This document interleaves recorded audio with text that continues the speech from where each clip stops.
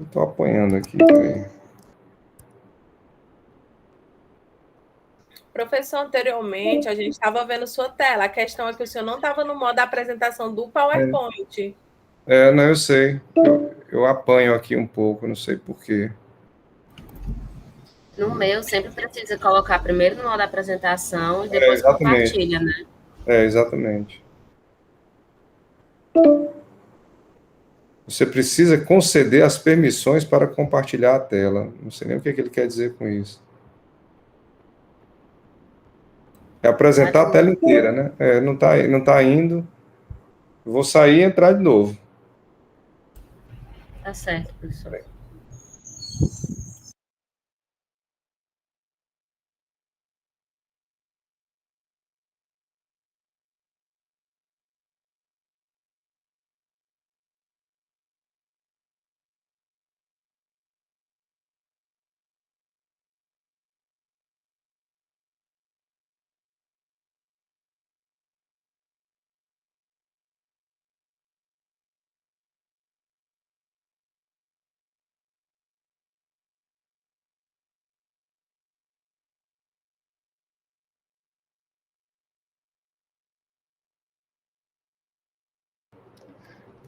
Por favor, me avisem se passar. Passou aí?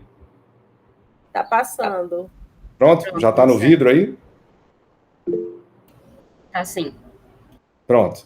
Então, eu acho que eu tinha parado aí na questão dessa compatibilização, né? Que se eu tenho uma camada muito rígida em cima e se ela for delgada e a subcamada for muito flexível, eu tenho uma situação de quebra, né? Que é o que está mostrando aí o vidro sobre um colchão deformável, de espuma, de mola ou o que for.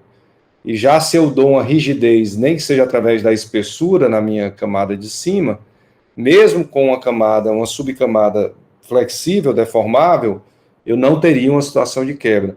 Então, não é só uma questão dos materiais, mas das espessuras também. Isso é um pouco intuitivo, é fácil de perceber, mas é sempre importante lembrar que, e aqui eu tenho, no caso, se eu colocar como subcamada algo não deformável ou pouco deformável, como é uma madeira, aqui o colchão passa a ser de madeira, né? Eu mesmo com espessura pequena não teria tanto problema de evitar trincamento. No que diz respeito ao histórico, os chamados métodos empíricos, que, como eu disse, não é para ter nenhum desdém por esse nome, a gente sempre vai precisar de um nível de empirismo, embora a seta ela seja uma aparente linearidade aí, né, que a gente sai do somente empírico, somente observacional.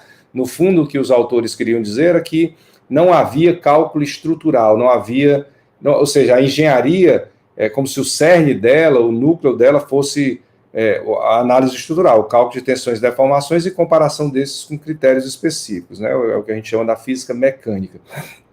E quando não tinha isso, significava que o projeto era feito somente a partir de observações do que funcionava ou não funcionava, e ainda que com algumas explicações de mecanismo, mas uma explicação mais superficial e sem esses critérios, digamos assim, mais robustos, tentando compreender os mecanismos do que acontece numa estrutura como essa, à luz daquilo que é mais tangível na física, que é exatamente o cálculo de deslocamentos, de movimento da peça, né? E é esse termo mecânico que entra em algum momento, sobretudo na década de 70, e vem crescendo desde então. Nós estamos em 2020, hoje, 70 anos depois das primeiras preocupações de métodos de dimensionamento, e talvez só o erro dessa figura é que não vai haver uma situação onde a gente vai ter tão somente um método mecanístico sem nenhum empirismo. Não, a gente sempre vai precisar de uma observação dos fenômenos para ver se a gente se bate aquilo que a gente está especulando do ponto de vista do que surge de tensões e deformações da estrutura com aquilo que de fato está sendo observado. Né? Vale para um pavimento, mas vale até para uma peça, uma estrutura, um corpo de prova, uma barra de aço dentro de uma estrutura de concreto. Tudo isso vai requerer validação observacional, então um certo grau de empirismo sempre vai haver, né? Alguns autores chamam de métodos racionais quando utilizam mecânica, e eu também não sei se esse é um nome bom, porque, embora seja cunhado esse termo já na literatura, parece até que os outros métodos são irracionais, né? E não, eles têm uma racionalidade por trás. Enfim, a gente vai começar a história aqui pelo método da Asto, né? Que antigamente não tinha o T, era Acho que chamava, aí o T veio mais adiante. A gente não tem aqui no Brasil um correspondente a Asto, né? Não sei, ou se tem, eu não sei o que seria. A FHWA é o equivalente ao DENIT, o IPR, que é o Instituto de Pesquisas Rodoviárias do DENIT, é como se fosse uma célula de pesquisa dentro da FHWA. A Asto, embora seja um órgão do país como um todo também, mas ele cumpre papéis um pouco distintos da FHWA nos Estados Unidos, e ela tem sido, historicamente, a grande responsável pelos métodos. E aí tem as épocas diferentes, né? Desde a década de 70 a 86, esse aqui não tem um ano, mas é 93, e agora mais recentemente, né, já nos anos 2000, o método mecanístico empírico, que hoje em dia está com nome... Eles mudam muito esses nomes, né? Era o Asto 2002, depois Asto 2008, depois Darwin. O que importa é que desde 93, aqui onde foi instituído o modo de resiliência, passou-se a ter uma preocupação maior com a estrutura, com o cálculo estrutural da rodovia. O que a gente traz aqui de... Vocês estão comigo? Estão me ouvindo? Está todo mundo comigo? Então, professor. Trago aqui só uma série de nomenclaturas, porque a gente vai usar esses termos, e eu achei importante você saber que eles advêm lá de trás da Asto. Então, toda vez que a gente usa o termo, e o DENIT incorporou, o DNR antigo incorporou esses termos. A serventia, a performance, né, o desempenho, embora a palavra performance já tenha sido até aportuguesada, né, já é um anglicismo, existe se você for procurar, mas ela é uma palavra americana, e hoje a gente traduziu como desempenho, muito embora hoje a gente tenha as duas palavras em português. Mas então a gente projeta um pavimento para que ele tenha o melhor desempenho possível. E o que é o melhor desempenho possível é a capacidade de servir ao tráfego por um determinado tempo que a gente determina qual é, né? E ele vai ter esse desempenho com um determinado nível de serventia. Foram os termos usados pela Asto na década de 50.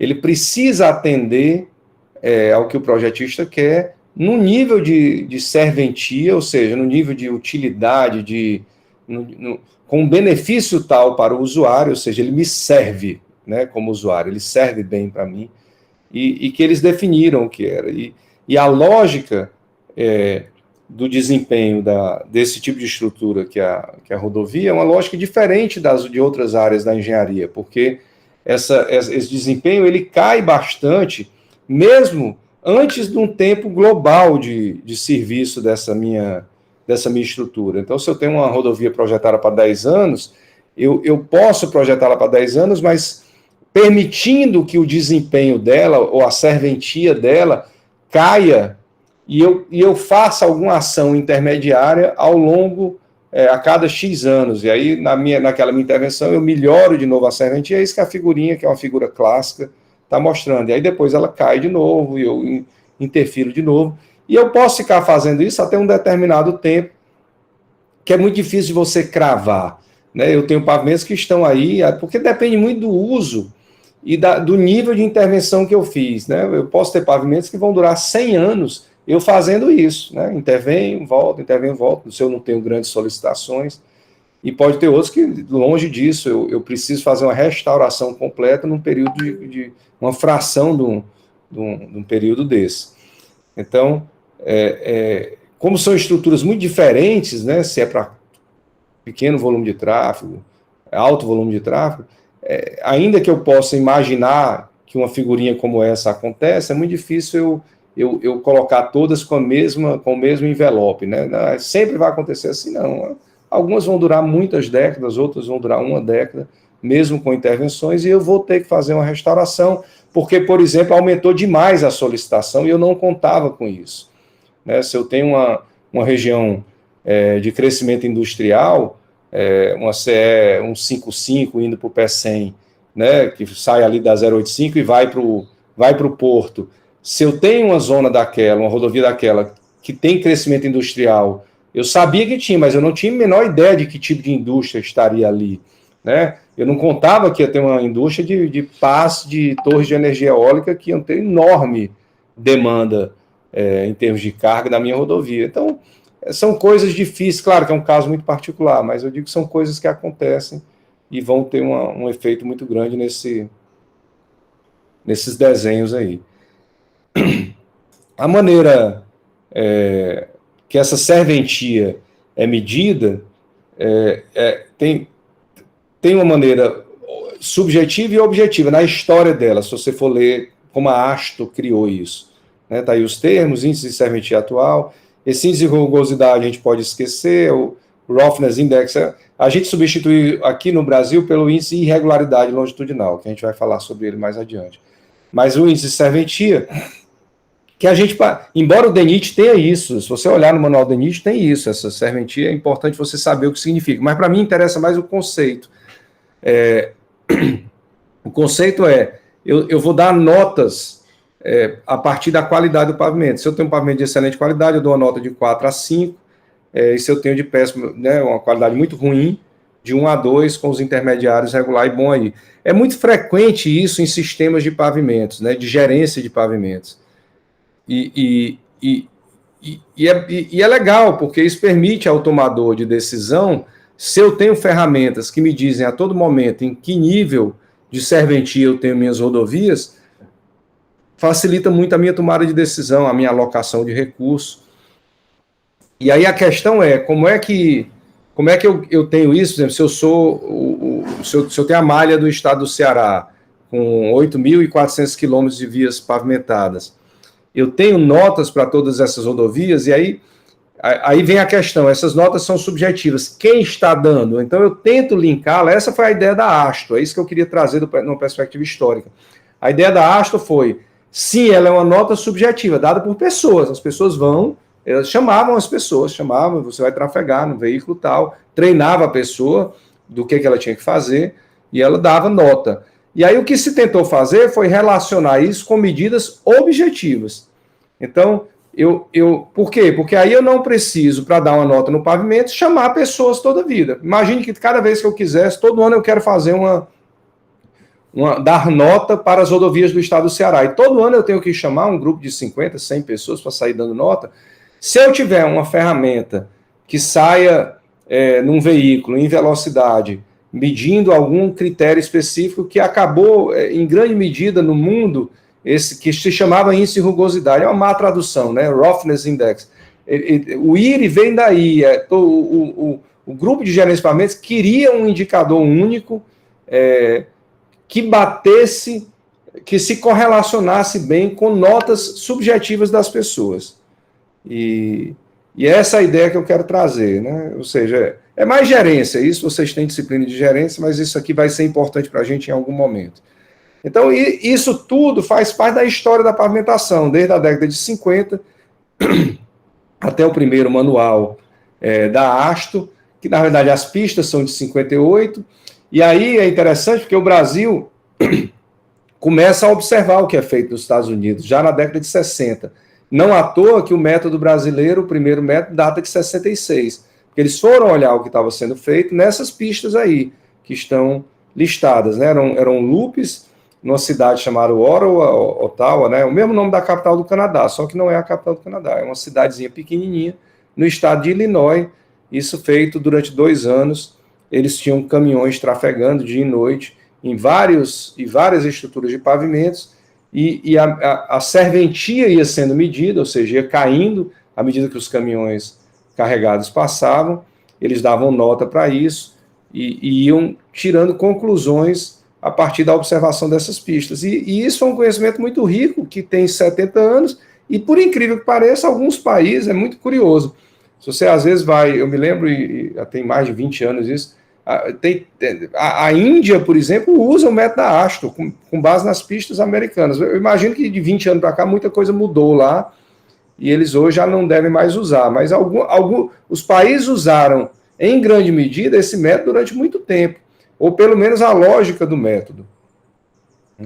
Aí tem aqui algumas definições que eu vou deixar vocês passearem por elas depois, né? Ou seja, o que é período de projeto, período de análise, período de desempenho, o tráfego é sempre a partir do número de operações do eixo padrão, isso em tese todos já sabem, porque a gente já viu o tráfego. A questão da confiabilidade, eles já trouxeram, já há tantas décadas atrás, a questão da incerteza, que é algo que eu acho que a gente ainda usa muito pouco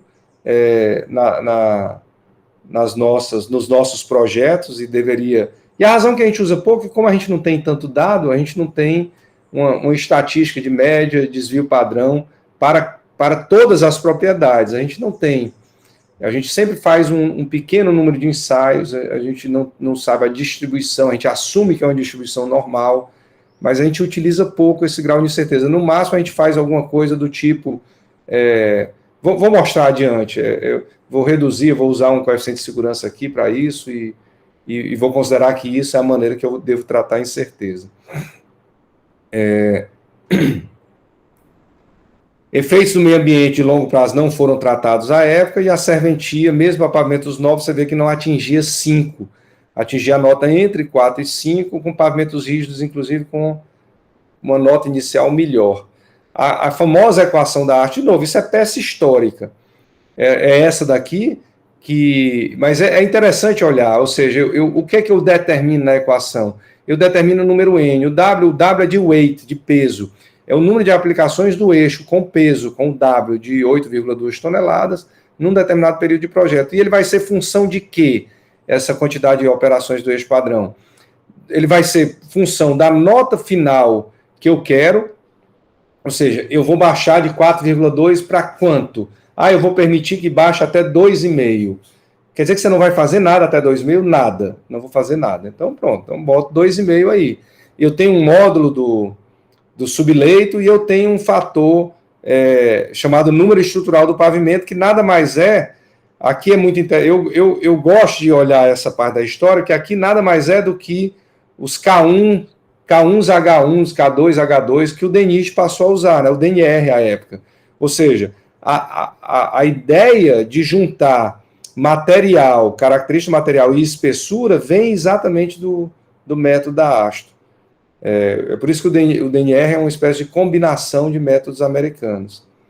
E aquela história da confiabilidade tem a ver que se eu usar só valores médios de todas, vou voltar ao slide, de todas isso aqui, por exemplo, valor médio de espessura, valor médio da característica do material, né, do coeficiente estrutural, se tudo for média, no fim das contas, o meu W18 também o meu número N é um número médio.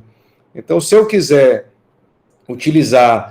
ser mais conservador, eu posso baixar por exemplo, no lugar de eu dizer, o meu pavimento vai aguentar 10 milhões de passagens do eixo padrão, eu posso reduzir isso à luz do desvio padrão que eu tenho nas minhas diversas variáveis. É aí que pega a incompreensão da gente, porque para ter essa incerteza do número de operações do eixo padrão é função direta da incerteza das diversas variáveis que eu estou assumindo que representam aquele meu número N. Então, eu precisaria ter as minhas incertezas em cada característica de cada um dos materiais usados. E eu dificilmente tenho isso. Então, o que acabou acontecendo é que se definiu, eu vou considerar que é um valor médio do número N, e eu tenho tanto um percentual. Então, muitas vezes as pessoas simplesmente baixam 10% do valor que achou, por entender que isso é um coeficiente de segurança suficientemente representativo da combinação de incertezas das diversas variáveis em jogo. Então, a gente sempre peca um pouco no aprimoramento do estudo de incerteza na pavimentação. E no lugar de calcular, na época, é tão antiga, né, anterior ao largo uso da computação, que se usavam esses nomogramas e não precisam passar vocês depois podem dar uma olhada para isso, mas basicamente eu entro com o nível de confiança que eu quero ter, isso implica diretamente na minha incerteza, e aí eu vou dizer quanto aqui na verdade é o inverso, eu vou dizer quanto eu quero de passagem de operação do eixo padrão, quanto é a rigidez do subleito, e eu vou achar quanto é o número estrutural que eu preciso. Aqui no caso do exemplo, eu preciso de um número estrutural igual a 4,5, e a partir daí eu vou calcular as minhas espessuras. Por quê? Porque o número estrutural, lembrando, é aquele A1B1, A1D1, A2D2, ou seja, é um pouco do que representa o material e o outro parâmetro do que representa a espessura. Onde os As são diretamente proporcionais às rigidezes. Então você vê que isso foi na década de 90, esse avanço.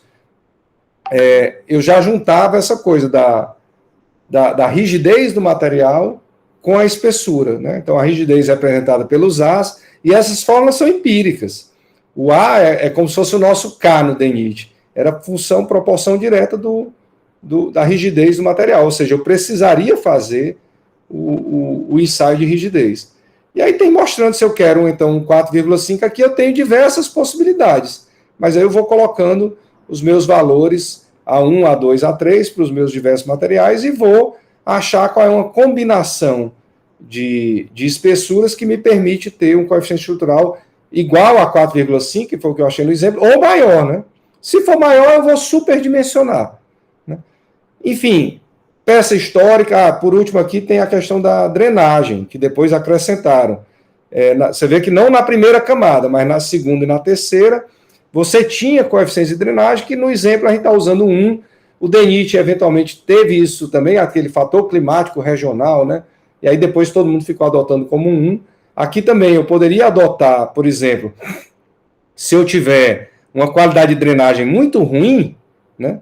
E o percentual de tempo exposto muito elevado, você vê que eu uso coeficientes M bem baixos. O que significa isso? Significa que eu estou reduzindo a minha combinação, por exemplo, aqui, se eu tiver numa subbase A3D3, eu vou multiplicar por 0,4. Então, eu vou reduzir a contribuição daquela camada para o meu número estrutural. Por que eu estou reduzindo? Porque eu tenho muito tempo de exposição à saturação, porque eu tenho uma drenagem pobre, e aí eu vou usar esse número. Uma tabela, digamos, empírica, ela faz sentido. Por exemplo, se eu tenho excelente drenagem e pouco tempo exposto à saturação, eu posso, inclusive, majorar a contribuição daquela minha camada para o número estrutural. Então, de novo, a ideia é trazer que foram coisas pensadas há bastante tempo e que ainda hoje fazem sentido. Vou deixar vocês examinarem isso, que, de novo, ninguém vai usar aqui no Brasil o método da Astro empírico. Mas você tem... agora eu entendo de onde vem a lógica do DENIT, né? E a lógica é no método tradicional, Murilo Lopes, 66, e ele é um pouco baseado no método do Corpo de Engenheiros americano, o ZASE, mas também aqui não tinha o T na época, o T foi colocado depois. E esse é o nosso método, ele é composto de 4 etapas. De novo, tudo isso vocês sabem, é por isso que eu digo que eu não preciso perder tanto tempo. Capacidade de suporte do subleito, através do CBR, dos materiais granulares, né, que tem que ser supostamente melhores do que o CBR, melhores do que o subleito, em termos de CBR de expansão. Determino o tráfego através do número de operações do eixo padrão presente, extrapolo isso para o futuro, em função do tempo de projeto e da taxa de crescimento de tráfego. Então, de novo, todo mundo já fez isso em algum momento da sua graduação.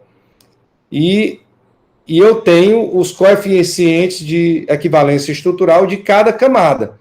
Por exemplo, o concreto bituminoso é 2. Esses aqui são exatamente os equivalentes aos As, os Azinhos que a gente acabou de ver da Asto.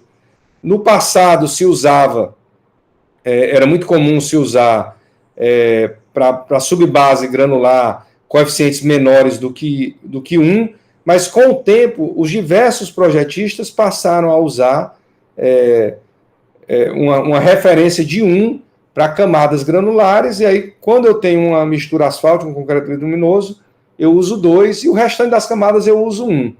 Se eu for mais para trás, no histórico de projeto do Brasil, eu usava como CAS para subcamadas granulares abaixo de 1. Isso dava o quê? Dava um pavimento mais robusto, né? Aumentaria a necessidade de espessura, porque se o meu K diminui, a minha espessura precisa aumentar para atingir uma espécie de mesmo número estrutural, embora o DENIT não use o termo número estrutural, mas a lógica é a mesma.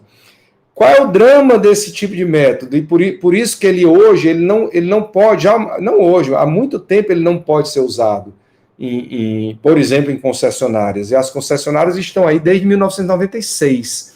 Então, há 25 anos nós temos concessionárias. Por quê que eu não consigo usar esse método DENIT mais? Porque quer dizer que se eu tiver uma mistura asfáltica qualquer, o meu coeficiente de estrutural é 2 vezes maior do que a camada de base, né? Um é 1,0 e o coeficiente estrutural é 2 de uma mistura asfáltica. Sim, e aí se eu fizer uma super mistura asfáltica, um super concreto bituminoso, com polímero, todo preocupado com o tipo de intertravamento dos agregados de alta qualidade, melhoradores de adesividade. E aí, o que eu ganho com isso? No método antigo, nada. Então não dá, porque se eu quero ter uma mistura melhor, quero aumentar a minha capacidade, né, do revestimento, o meu método de projeto precisa refletir isso. E a verdade é que o método DENIT antigo não reflete. Essa é a principal razão para a gente, há 20 anos, saber que precisa mudar o método, né? E aí, felizmente, isso avançou com o tempo, demorou, mas veio, e hoje a gente tem essa possibilidade real de você tirar proveito dos materiais. Eu mencionei aqui o revestimento, mas isso vale para subcamadas também. Quer dizer que se eu tenho um solo cimento, eu continuo usando 1 no K? Claro que não, claro que é um coeficiente maior, mas é quanto maior? Então, o ideal é que eu repensasse por completo o método, ao invés de ficar usando essa simplificação do método Murilo. Vale eu ressaltar, do mesmo jeito que eu fiz a minha fala de não desdenhar do termo empirismo, jamais desdenhar do método do Murilo Lopes. Ele cumpriu um papel muito relevante num momento histórico, né, onde se saiu do nada, que não se tinha sequer um método de projeto, para um método, e é por isso que eu acho que esse método é racional, sim, ele tem uma racionalidade, né, simples, e é sempre assim, tudo que é complicado a gente simplifica, e aí naquela época era o que tinha de melhor, à luz do que foi elucidado ali no método da Asto, e o DENIT usou algo semelhante e cumpriu um papel muito importante, ainda hoje cumpre de certa forma, mas já passou da hora da gente usar essa lógica do DENIT. As espessuras de revestimento são determinadas em função do tráfego. Aqui são coisas que vocês já sabem, né? Se é tratamento superficial, eu posso usar para um número de operações de eixo padrão menor do que 1 milhão, e os revestimentos de concreto bituminoso eu posso usar para tráfego acima disso, com a espessura variando diretamente com o número N. E aí tem o famoso ábaco do DENIT, você pode usar isso também por meio de equação, que no fundo ele dá o total da espessura do pavimento para um determinado N, para um determinado CBR da camada que está protegendo. No caso, o pavimento, ele está sobre quem? Ele está assente sobre o subleito. Então eu venho com o número N que o estudo de tráfego me deu, vai ter tantos veículos de diversas características, e eu traduzi aquilo por um determinado número N, que aqui nesse exemplo está 10/7, eu vou proteger um subleito, que aqui no exemplo está com CBR igual a 4, então eu preciso de um pavimento total com aproximadamente 80 centímetros de espessura. O que é esses 80 centímetros? É o conjunto revestimento, barra base, barra subbase, e não é um valor absoluto, ele não tem 80 centímetros, porque tem algumas, como a gente vai ver, e de novo, pescando da Asto, eu multiplico isso, no caso do revestimento, por 2, né? O meu K é 2. E aí, por isso que não é um número 80, não é um número absoluto. Então, essa é a lógica do método DENIT. E aí eu vou fazendo a mesma coisa para as camadas de cima. Aí, no lugar de eu estar eu colocar o CBR do subleito, eu coloco o CBR da subbase, e aí calculo o que é que precisa de pavimento acima da subbase para protegê-la. E aí tem um exemplo aqui que vocês podem percorrer, né, dado o tráfego, dado o CBR do subleito, do reforço do subleito, da subbase e da base, tem um passo a passo aqui para determinar, aqui, nessa figurinha, o que protege cada um dessas camadas para o tráfego solicitante de 10 a 6. Esse é exemplo, de novo, é graduação, eu vou deixar vocês examinarem com calma. Essa era a aula DENIT barra ASTO barra método empírico do DENIT, que eu acho que é importante todo aluno, não só de mecânica de pavimento, todo aluno da engenharia de transporte, da engenharia civil, conhecer. E aí nós já vamos avançar um pouco. Talvez eu não vá conseguir terminar os 3, mas esse segundo a gente termina.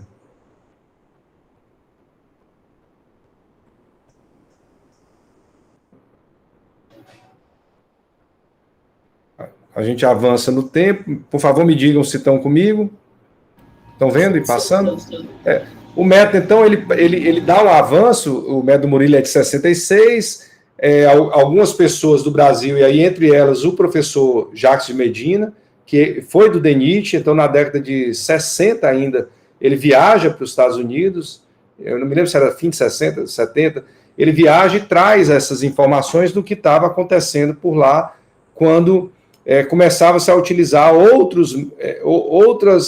uma outra lógica de ensaios de carga repetida. Então, a gente, na época, só usava CBR aqui, e o professor Medina é a primeira pessoa que traz isso, e não aposta que os problemas de deterioração prematura que a gente tinha seriam contornados justamente através de uma caracterização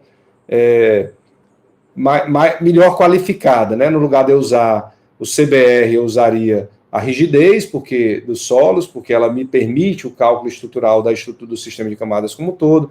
No lugar de eu usar o ensaio Marshall, eu usaria também um ensaio que me permitisse determinar a rigidez da camada de revestimento, e assim eu teria um sistema de camadas onde eu poderia determinar tensões e deformações em qualquer ponto, e assim ter um método de dimensionamento mais parecido com o que era feito em outras estruturas de engenharia. Então, essa é a história assim, muito rapidamente, tem algumas informações extras aí no slide. Não precisa eu repetir o que é o modo de resiliência, porque a gente já viu isso, e aí tem que resgatar o que a gente viu, tanto de misturas asfálticas como de solos. Tem norma, e essas normas, embora elas estejam aqui atualizadas para 2018, elas são muito antigas, elas são de 94, ou seja, o DENIT já as tem há muito tempo, na época do DNR ainda. E aí não precisa rever, porque a gente já viu isso aqui.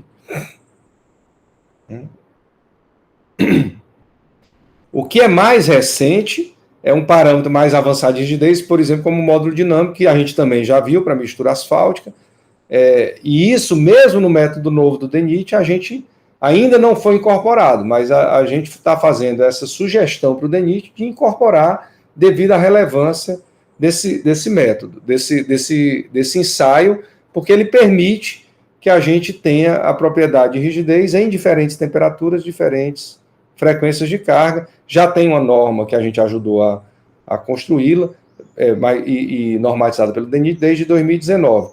E nada mais é do que um exame das normas já existentes. Os Estados Unidos têm 2 normas, tanto a STM como a ASTO. A Europa também tem uma norma europeia para tipos diferentes, inclusive de geometria, né? Trapezoidal, prismática e cilíndrica. Supostamente, qualquer uma dessas que você pegar deveria fornecer a mesma curva mestra da mistura asfáltica. Não é exatamente o que acontece, mas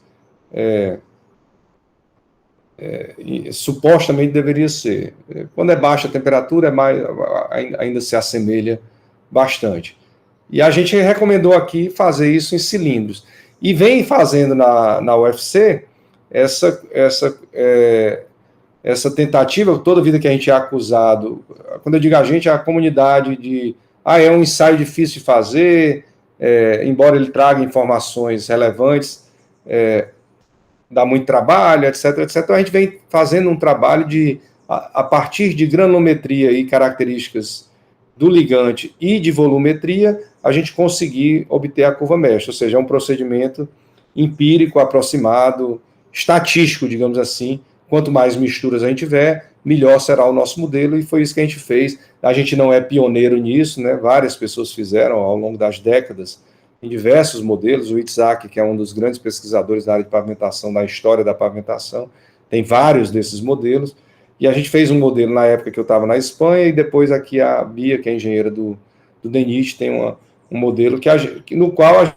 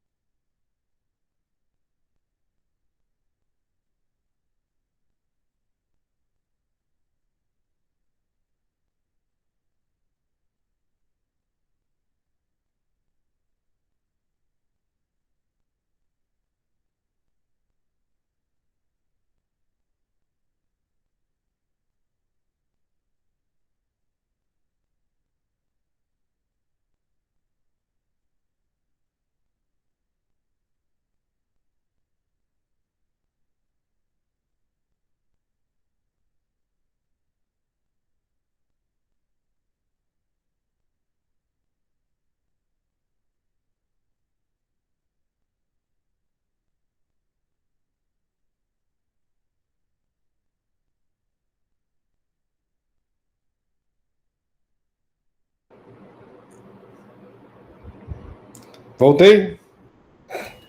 Voltou. Desculpa, foi um pico de energia que deu aqui. Eu notei quando caiu, porque fechou, apagou tudo aqui em casa. Falei logo para o senhor não passar 20 minutos falando sozinha. A Nayara já deu uma cutucada aqui. Obrigado, Nayara. Então vamos voltar aqui porque eu estava falando. Me avisem aí só quando tiver de novo. Aqui já está apresentando. Pronto, já está?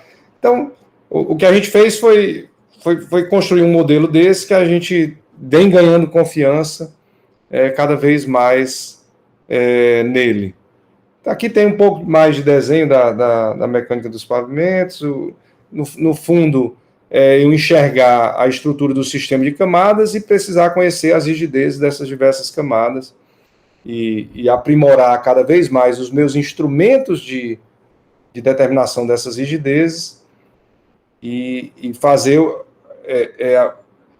o cálculo estrutural, né, desse sistema com a passagem de veículos. Uma tarefa nada trivial, nada trivial. Se você olhar aqui, é uma figurinha bonitinha, mas o que acontece nas interfaces entre essas camadas? É muito difícil de você cravar com precisão, ou com que instrumento eu vou medir o que acontece nessa interface.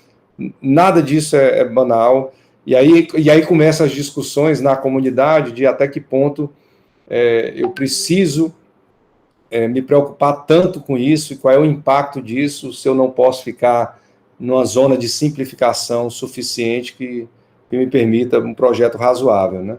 É o famoso, o ótimo seria inimigo do bom, né? Se já está bom, por que eu vou me esforçar tanto para ter um método tão mais sofisticado?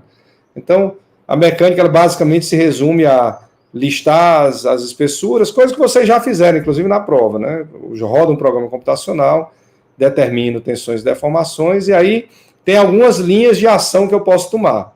E é para aí que a gente vai rumar. Uma delas vocês já viram qual é. Eu comparo os resultados de deflexão com deflexão admissível, de tensão vertical do subleito com tensão admissível, e deformação de tração eu posso comparar com um valor admissível ou posso pensar em extrair essa informação a partir de um ensaio de fadiga.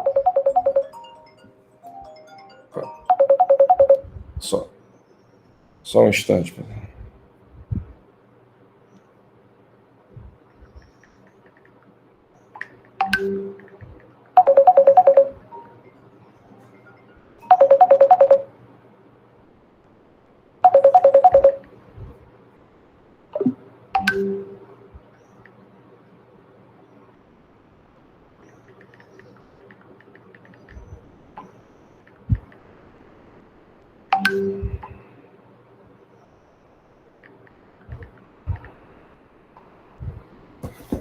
Estão comigo? Sim, professor. Sim, Então, professor. Então, de novo, aqui não é nada que a gente não já fez, né? Então, eu vou comparar tensões, deformações com critérios. Aí a grande questão aqui é quais são os critérios que eu vou usar. Eu vou comparar a deflexão com a deflexão que eu, Jorge, quando você me coloca isso, eu vou dar uma consultoria técnica. Eu tenho essa equação aqui. Foi um colega meu que fez essa equação. Ele é bem mais velho do que eu, chama Ernesto Prois, né? Junto com Salomão Pinto, ele fez isso há quanto tempo? Há 40 anos, um pouco menos. Então, com base na experiência deles. O DENIT usa esse tipo de coisa ainda hoje, mas eu aqui no Ceará, eu prefiro comparar a deflexão com deflexões que eu acho razoáveis aqui para o Ceará. Por exemplo, eu já dei esse exemplo aqui, 40 centésimos de milímetro é uma deflexão razoável para pavimentos novos aqui no Ceará, para o nível de tráfego que a gente tem. Quando ela sobe de 60, já começa a acender algumas luzes, se ela passar de 80, acende bastante. Então, de onde é que vem isso? Vem de empirismo, vem de experiência. Assim como essa equação dele também vem de diversas informações que eles coletaram em várias regiões do Brasil. O que eu preciso ter, quando eu faço um método desse, e detalhe importante, o DENIT aceita esse tipo de... Eu posso fazer um projeto usando isso e eles aceitam, desde que eu explicite qual é a minha lógica, quais são os meus critérios. Então, esse critério da deflexão, ele é um critério que é muito particular, eu posso inclusive fazer um comparativo, né, desse meu 40 com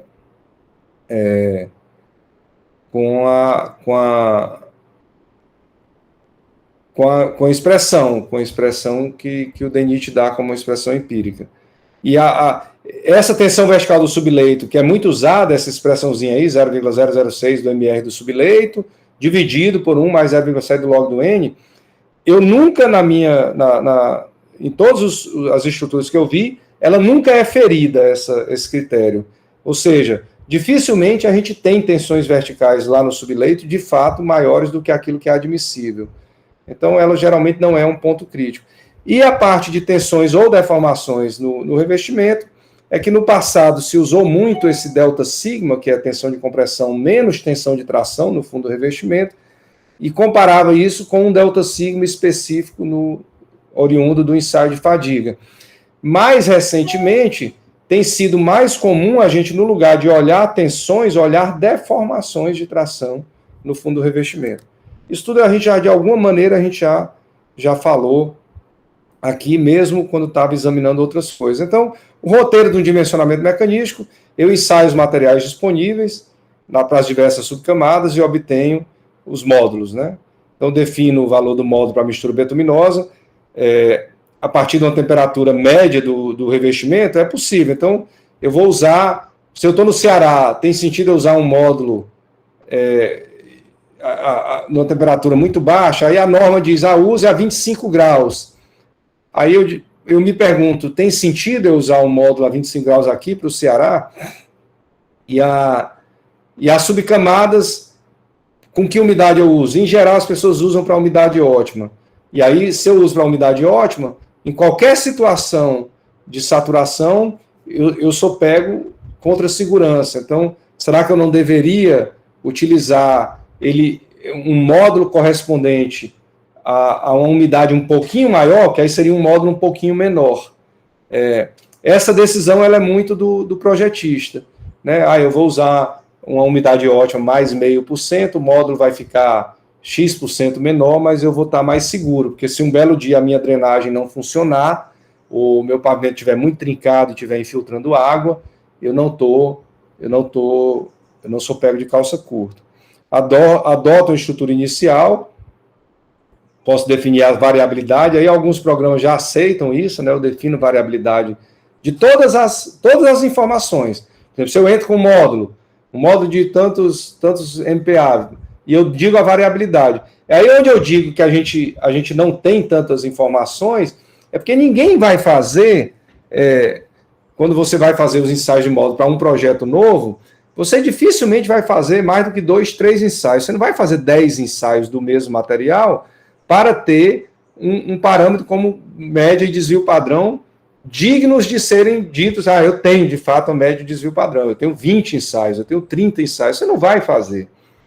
E não vai porque dá muito trabalho e vai ser muito caro em termos de tempo e ele tem uma variabilidade supostamente não tão grande. Esse é um ponto importante também. Se a variabilidade não é tão grande, eu vou me permitir dizer que eu vou dar um valor médio e vou dar um intervalo, mesmo sem ter feito, ou à luz de experiências anteriores. Alguém que fez, no passado, 30, 40 ensaios do mesmo tipo de solo e encontrou que a variabilidade é um percentual para cá, um percentual para cá, e eu vou usar esse tipo de desvio quando eu tiver que fazer um input de variabilidade.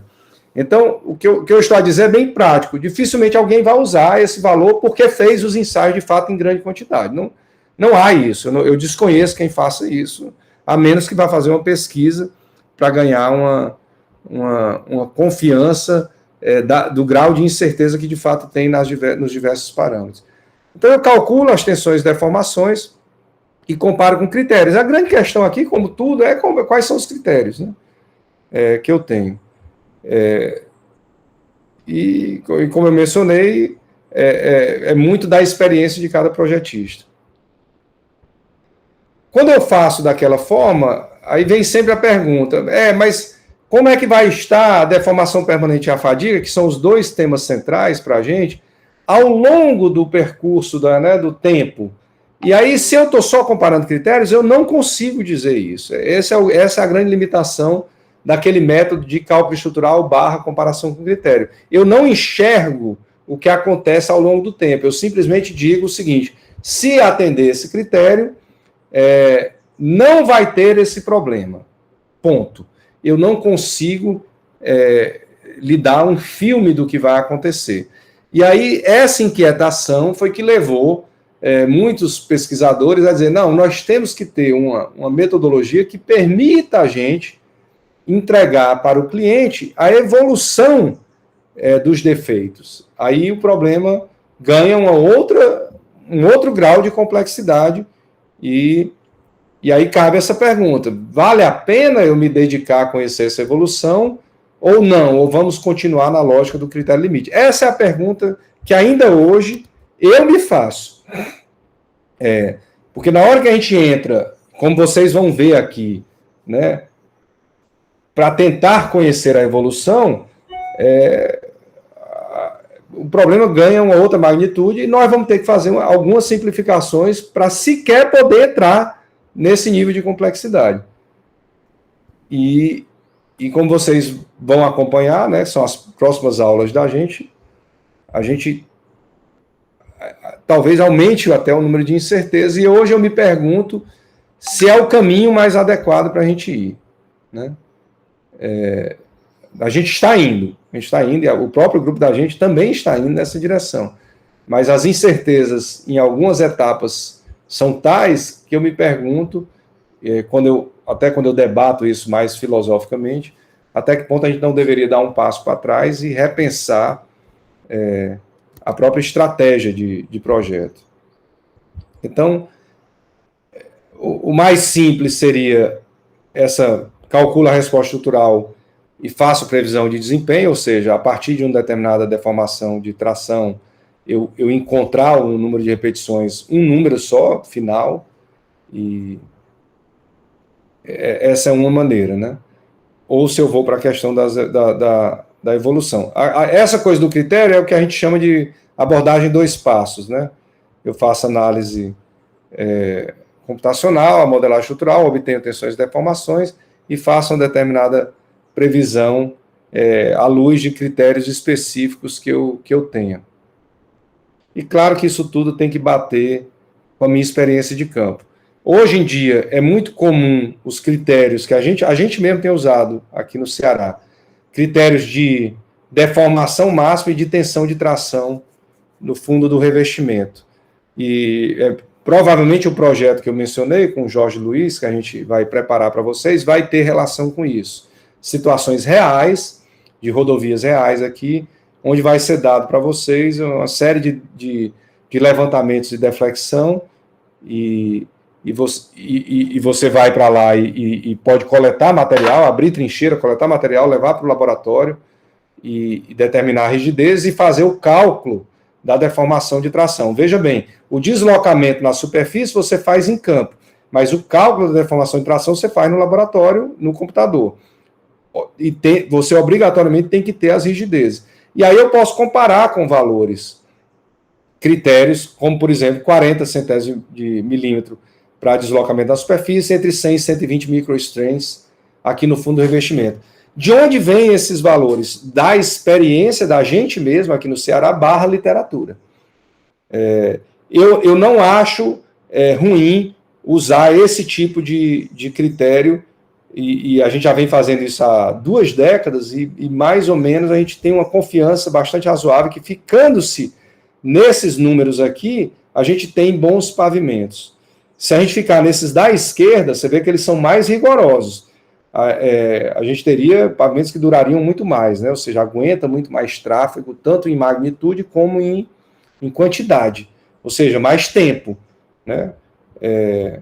Então, o tráfego elevado aqui é número de veículos, ou seja, mais tempo, caso não haja um aumento por alguma razão, né? Um aumento de quantidade, ou mesmo magnitude das cargas. São números mais parecidos com concessionárias de grande volume de tráfego. Então, de novo, isso aqui tem que ir para campo e verificar se aquilo que a gente está fazendo, se essa lógica está batendo. E a gente tem feito isso, né? Então, não sei mais o que eu posso falar dessa abordagem. Meio que foi cobrado isso na prova de vocês. Deixa eu ver o que mais que eu quero falar daqui.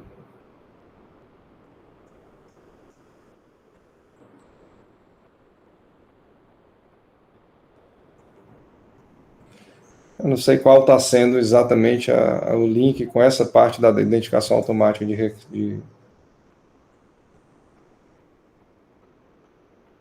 Porque talvez o link desses 2 passos com a contagem de trincas é o seguinte: quando eu digo, vou voltar para cá, quando eu digo que se você mantiver esse lado direito aqui, nesses limites, você não tem trincamento, o que eu quero dizer? Que você não tem absolutamente nenhuma trinca? Não, não é isso que eu estou a dizer.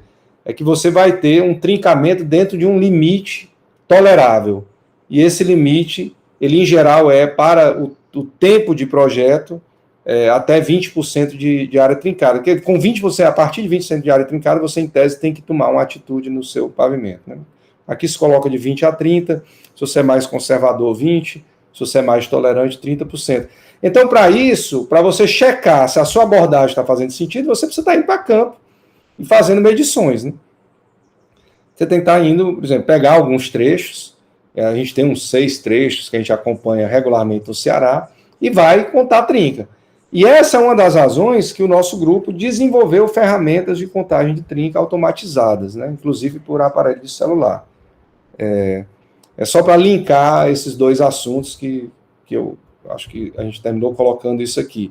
A gente fez durante um bom tempo isso com uma grade soldada, colocava uma grade de 30 por 30 ou 50 por 50, e na hora que você coloca a grade, como é que você conta trinca, né? Porque o trincamento no pavimento é dado por percentual de área trincada. Aí você talvez nunca tenha se perguntado o que é isso. Como é que eu sei que eu tenho 20% de área trincada? Com uma técnica como essa, eu boto uma grade, e aí, se aqui tem uma trinca nesse quadradinho, eu marco sim. Se não tem, eu marco não. E aí eu saio fazendo isso. Claro que eu não preciso fazer isso para todos os quilômetros. Eu faço de tantos em tantos, né? Porque senão é muito trabalhoso. Se eu fizer isso com a grade, fisicamente, a pessoa vai lá e coloca, ela pode fazer isso por amostragem, mas é binário, ou tem ou não tem trinca. E ou ter ou não ter trinca, qual é o problema desse método binário? É que esse quadrado daqui, que está com uma trinca aqui, ele é igual a esse aqui, porque os 2 têm trinca. Aí você diz, professor, mas está errado. Está errado, mas e não foi a gente que inventou. Isso existe, é uma maneira binária de contar trinca, ou tem ou não tem. Se eu estiver fazendo isso com células, com essa grade muito pequena, 30 por 30, e eu fizer vários, termina que é um bom método. Ele vai ser representativo. Mas claro que isso é uma coisa antiga, e a gente avançou, talvez até a ordem, Jorge Luiz, deve ser aqui, né? Começa com grade, e hoje a gente consegue fazer isso filmando o pavimento. Você filma e ele vai detectando e contando. E hoje a gente desenvolveu esses algoritmos, e é algo que eu diria que foi um grande avanço que a gente fez recentemente. Então, hoje a gente consegue ter uma noção bem melhor de áreas trincadas dos pavimentos. Então... Professor, oi.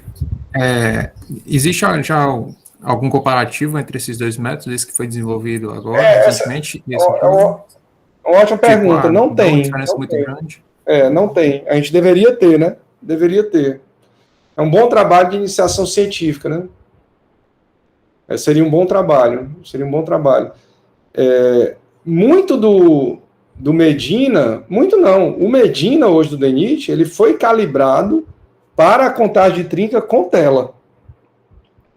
Na verdade, até você deu uma sugestão boa, porque muda a calibração, né? Se for muito diferente, se não for, a mudança é mínima. Mas eu não sei lhe responder. A gente confia, obviamente, se eu estou filmando o pavimento todo, eu confio muito mais na contagem de trinca do pavimento como um todo, né?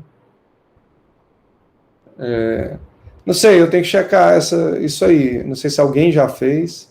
Do nosso grupo, a gente não pegou. Era para ter pego um trecho nosso. O problema é que como é que você faz? Você tem que partir do zero, né? Não dá para eu pegar um trecho que eu já fiz a contagem, porque como é que eu vou filmar o passado, né? Tá entendendo? A gente vem acompanhando. Vamos pegar, a gente tem 6 trechos que a gente acompanha há 10 anos no Ceará. E acompanhou com tela. E agora vai acompanhar daqui para frente com filmagem. Não dá, eu teria que pegar um trecho novo agora e acompanhar com as duas técnicas, né? Ano a ano, e verificar de que modo elas são diferentes. Ou seja, não foi feito porque dá trabalho e tem que zerar, né? Tem que começar de novo.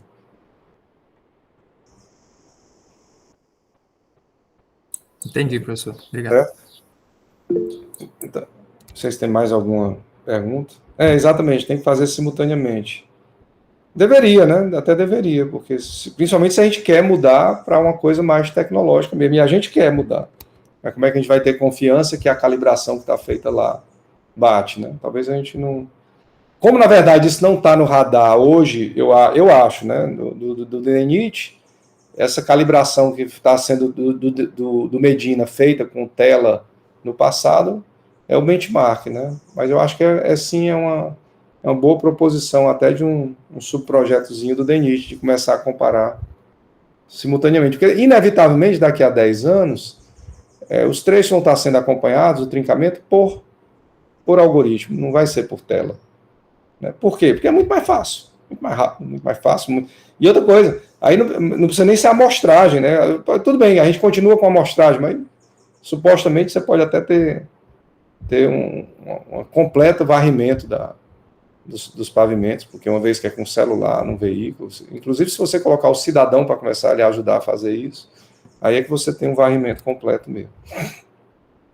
Eu acho que a gente vai arrumar para isso, alguém vai ter uma ideia boa de como combinar essas coisas. Então, aqui tem um passo a passo, o engenheiro vai a campo, mede espessura, realiza a coleta dos materiais, mede espessura, então tem que abrir, né, tem que colocar, fazer a medição, e ver se bate ou não. Será que é nas espessuras que está havendo o grande problema dos pavimentos do Ceará? Essas são boas perguntas, né? Por exemplo, a minha experiência tem sido que não são as espessuras que têm sido problema. Né? Porque muita gente dizia, os caras estão enrolando na espessura. Não está sendo. A espessura, toda trincheira que a gente abre, a gente checa, né, mede e bate. Claro que dá uma diferença, porque há uma imprecisão, né? Mas ela está dentro do razoável. Aí eu preciso fazer as rigidezes dos materiais, aí eu levo o material para o laboratório e faço. Aí tem um grande drama, porque o material ele já foi, no que eu levei um solo de base, subbase para o laboratório, eu já não tenho mais o material que estava lá, né? Então, aí, em que umidade eu coloco? Eu posso colocar na umidade que eu medi em campo, como eu posso colocar na ótima. O que a literatura aponta, aí eu posso dizer, embora a gente não fez um estudo rigoroso sobre isso, aproximadamente é uma umidade ótima, aproximadamente, né? Mas não é incomum também você ter situações onde a drenagem não foi bem feita, e aí você tem uma coisa saturada. Isso a gente identifica em campo, porque a gente faz a medida, a gente faz a espessura, a gente retira o material, mede a umidade do local, né, para ver se a umidade está próxima da suposta umidade ótima daquele material. Mas você vê que dá trabalho, né? Aí vai para o laboratório, né, depois de fazer todos os ensaios, realiza a análise computacional para determinar as tensões e deformações no pavimento. Isso, paralelamente, eu tenho um time que está, esse mesmo time que está em campo, né? E o grupo daqui, da gente, faz isso regularmente. Não sei se o Jardel está aí. Esse é parte do trabalho que o Jardel vem fazendo no laboratório. Ele vai para campo com o time, Hermano, Rômulo. Aí ele faz o FWD nas camadas, abre a janela, tira o material, etc, etc. Então você vê que dá um trabalho danado, né? E aí eu volto para o laboratório e aí eu vou comparar os resultados com FWD e os resultados que eu acabei de obter computacionalmente, né? Das minhas deflexões. E a experiência da gente, já fez dezenas de vezes isso, é bastante razoável, né? Então, aqui modelos não vai interessar. Aí depois tem uma coisa um pouco histórica, como é que funcionam os métodos no mundo inteiro, né? Alguns países da Europa têm catálogos, ou seja, você entra com rigidez da plataforma, do subleito, você entra com o tráfego, algumas características, e o catálogo já lhe dá qual é o tipo de estrutura que você tem. Então, é meio que de prateleira, não tem nenhum cálculo. Você entrega um projeto de uma maneira super simples, né? Alguns países europeus entendem que essa é a melhor forma. Eu tenho muito medo de catálogo, embora seja muito prático, eu tenho medo da gente perder uma engenharia ao longo do processo, né? Das pessoas se acostumarem com aquilo e depois não entender mais nada do que está sendo feito, né? Mas nada impede da gente ter uma coisa combinada, catálogos e um programa, né? Etc. Aí tem depois para vocês darem uma olhada geral aí, acho que eu posso, tem um fluxograma, né, do que deve fazer, e muita coisa que vocês já viram. Deixa eu ver se...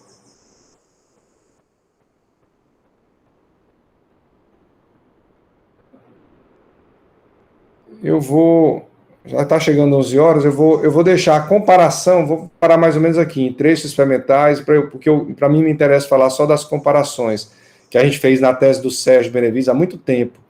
Me interessa que vocês percebam como é diferente, a depender do método ou critério que eu utilizo. Ou seja, não há ainda uma compatibilidade tão grande, uma convergência tão grande entre métodos. Longe disso. E essa área de dimensionamento é uma área que eu diria que a gente precisa dedicar mais e mais energia e conhecimento para tentar ter o melhor método de projeto possível. Então, eu vou parar, deixa eu ver em que slide eu estou. Estou mais ou menos quase, passei da metade, estou com 3/4 dessa aula e a gente entra na outra. Viu, Jorge? Só para marcar aí. E eu acho que fica claro também que alguns dos itens ali estão meio fora de ordem, né? Não sei se você chegou a anotar aí para a gente talvez fazer alguma reestruturação. Dúvidas, comentários aí? Antes de liberar vocês, eu tenho outra reunião também às 11. Dúvidas, comentários? Pode parar de gravar, Jorge. Eu acho que já é suficiente para quem perdeu, né?